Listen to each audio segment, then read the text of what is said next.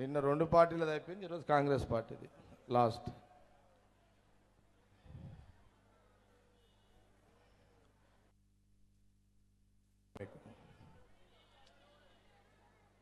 ఈ ఎమ్మెల్యే ఎలక్షన్లప్పుడు నేను నిలబడ్డా కదా అమ్మ, మీకు అడ్డం ఇబ్బంది అయితే ఉందా?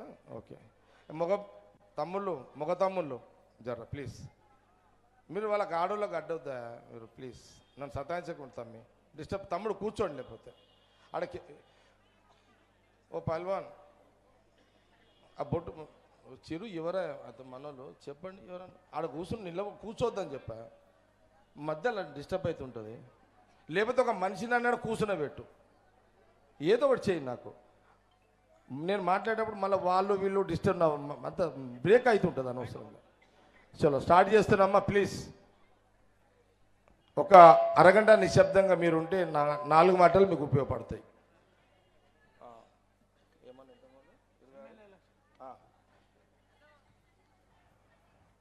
సరే అది ఓని వద్దులే, ఇప్పుడు ఏదో చెప్దాం అనుకుని వద్దు ఇప్పుడు అది.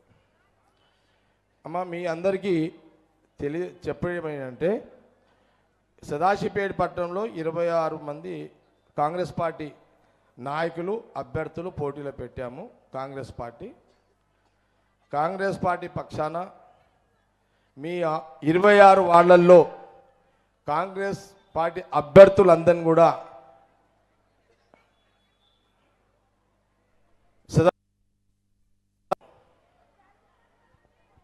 మీరందరూ కూడా గెలిపించుకుంటారని నేను ఆశాభావాన్ని వ్యక్తపరుస్తున్నా. మీరందరూ కూడా గెలిపించుకుంటారని, గెలిపించుకుంటే లాభాలు ఏంటి అని మీకు చెప్తా. లాభాలు ఏంటి గెలిపించుకుంటే? నంబర్ 1,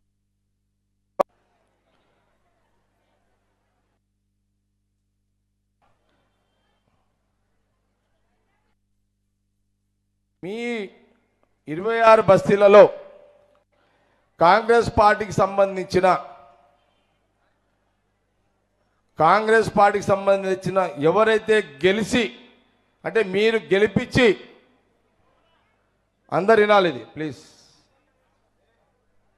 26 వార్డులలో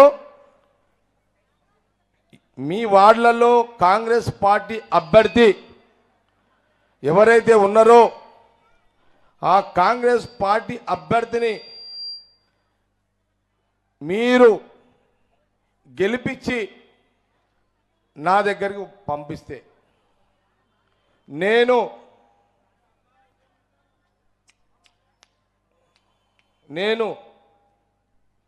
నువ్వేం మాట్లాడితే నేను మళ్ళీ నండమ్మా 26 మంది కాంగ్రెస్ అభ్యర్థులను మీ వార్డు నుంచి కాంగ్రెస్ కౌన్సిలర్ని గెలిపించి, ఆ వార్డు కౌన్సిలర్ కాంగ్రెస్ నాయకుడు గెలిపించుకొని మీరు వార్డు ప్రజలు నా దగ్గరకు వస్తే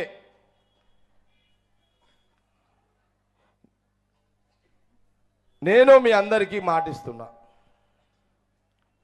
ఒక్కొక్క వార్డుకి మీరు ఏదైతే 10 ఏళ్ల నుంచి కోరుకుంటున్నారో సీసీ రోడ్లు కావాలి, మోరీలు కట్టాలి, మహిళా గ్రూపులకు మీ బస్తీలలో భవనాలు కావాలి, ఇంకా వగేరా వగేరా వగేరా. ఓకే, ఇవన్నీ కావాలంటే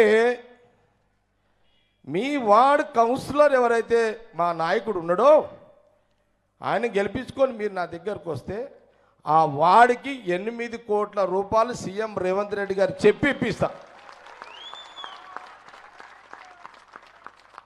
సీఎం రేవంత్ రెడ్డి గారికి చెప్పి ఇప్పిస్తా. జిల్లా మంత్రి గారు దామోదర్ గారికి, మా వివేక్ మినిస్టర్ గారికి, వారికి చెప్పి సీఎం రేవంత్ రెడ్డి గారికి చెప్పి మీకు వాడికి 8 కోట్లు ఇప్పిస్తా. మళ్ళీ ఇంకోటి వినండి, ఇక సపోర్ట్లు కొట్టకండి మీరు వినండి ఇక అంతే. మీరు సప్పట్లు కొడితే మళ్ళా ఇప్పుడు 2వ ముచ్చట ఏం చెప్తున్నావు కదా, సరే మొదటి ముచ్చట సప్పట్లు కొట్టినావు, మరి 2వ ముచ్చట నచ్చకపోతే